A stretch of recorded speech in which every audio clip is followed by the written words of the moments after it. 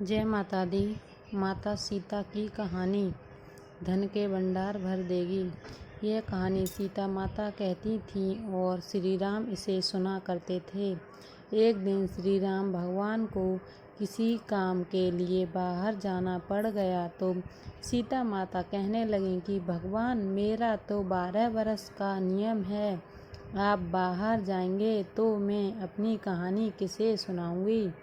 श्री राम ने कहा कि तुम कुएं की पाल पर जाकर बैठ जाना और वहाँ जो औरतें पानी भरने आएंगी उन्हें अपनी कहानी सुना देना।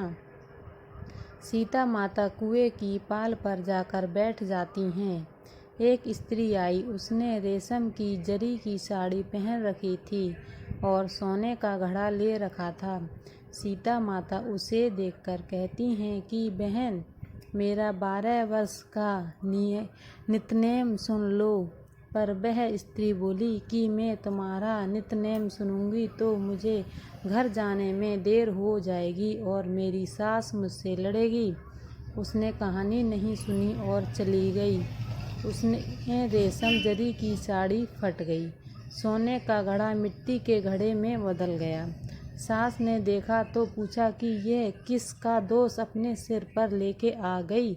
बहू ने कहा कि कुएं पर एक औरत बैठी थी, उसने कहानी सुनने के लिए कहा लेकिन मैंने सुनी नहीं, जिसका फल मुझे मिला। बहू की बात सुनकर अगले दिन वह साड़ी और घड़ा लेकर सास कुएं की पाल पर गई। सास को वही माता सीता बैठी मिली और माता सीता ने कहा कि बहन, मेरी कहानी सुन लीजिए। सास बोली कि एक बार छोड़, मैं तो 4 बार कहानी सुन लूँगी। राम आए, लक्ष्मण आए, देश के पुजारी आए, नितनेम का नाम लाए। आओ राम, बैठो राम, तपी रसोई जियो राम, माखन मिश्री खाओ राम, दूध बतासा पियो राम, सूत के पालक मीठो राम, साल दुसाला पोठो राम, साल दुसाला ओढ़ो राम, जब बोलूं तब राम ही राम, सवेरे राम शाम को राम, राम करेंगे सबके काम, खाली घर भंडार भरेंगे, सबका बेड़ा पार करेंगे। जय राम सीताराम जय राम, राम राम राम राम। सास बोली कि बहन, कहानी तो बहुत अच्छी लगी।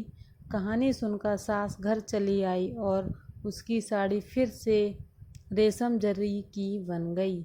मिट्टी का घड़ा फिर से सोने के घड़े में बदल गया।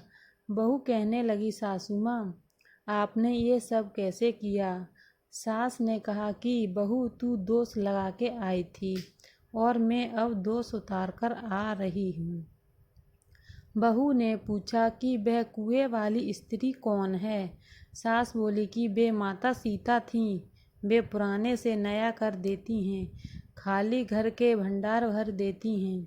वह लक्ष्मी जी का वास घर में कर देती हैं। आदमी की जो भी इच्छा हो उसे पूरा कर देती हैं। बहू बोली कि ऐसी कहानी मुझे भी सुना दो।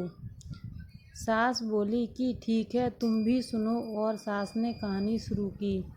राम आए, लक्ष्मण आए, देश के पुजारी आए, नितनेम का नाम लाए। आओ राम, बैठो राम, तपी रसोई जियो राम, माखन मिश्री खाओ राम, दूध बतासा पियो राम, सूत के पलका मीठो राम, साल दुसाला पोठो राम, साल दुसाला ओढ़ो राम, जब बोलूं तब राम ही राम, राम राम राम सवारे सबके काम, खाली घर भंडार भरेंगे, सबका बेड़ा पार करेंगे। राम राम राम राम। जय श्री राम जय श्री राम। राम की कहानी सुनकर बहू बोली कि कहानी तो बहुत अच्छी है। सास ने कहा कि ठीक है, इस कहानी को रोज कहा करेंगे। अब सास बहू रोज सवेरे उठती, नहाती धोती और पूजा करने के बाद नितनेम की कहानी कहती। एक दिन उनको यहाँ एक पड़ोस की औरत आई और बोली कि बहन, जरा सी आँच देना। तो वह बोली कि आँच तो अभी हमने जलाई ही नहीं है। पड़ोसन ने कहा कि तुम सुबह 4 बजे से उठकर क्या कर रही हो।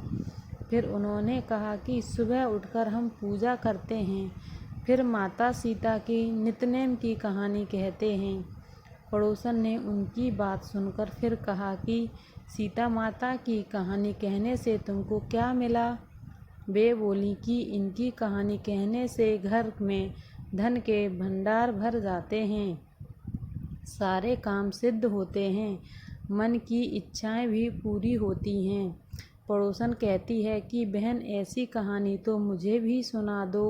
वह बोली कि ठीक है, तुम भी यह कहानी सुन लो। सारी कहानी सुनने के बाद पड़ोसन कहने लगी, बहन कहानी तो मुझे बहुत अच्छी लगी।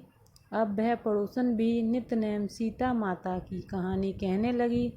कहानी कहने से सीता माता ने पड़ोसन के भी भंडार भर दिए। अब तो पूरे मोहल्ले में नित्यनेम की कहानी चल पड़ी। हर किसी की मनोकामना पूरी होने लगी। हे सीता माता, जैसे आपने उनके भंडार भरे वैसे ही आप हम सब के भंडार भरना, कहानी सुनने वाले के भी और कहानी कहने वाले के भी। उत्तर प्रदेश, बिहार, हिमाचल प्रदेश और हरियाणा के कुछ क्षेत्रों में आज भी ये कहानी सीता जयंती पर बड़े ही चाव से सुनाई जाती है। अगर वीडियो पसंद लगे तो वीडियो को लाइक शेयर ज़रूर कीजिए। चैनल पर न्यू है तो चैनल को सब्सक्राइब भी ज़रूर कीजिए।